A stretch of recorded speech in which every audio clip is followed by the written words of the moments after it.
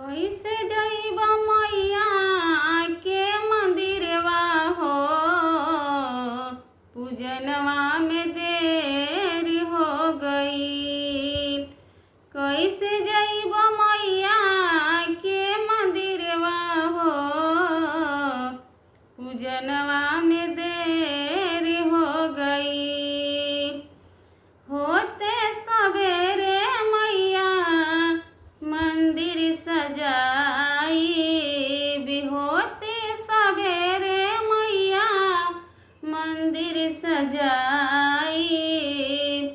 कैसे जइब मैया के मंदिरवा हो, पूजनवा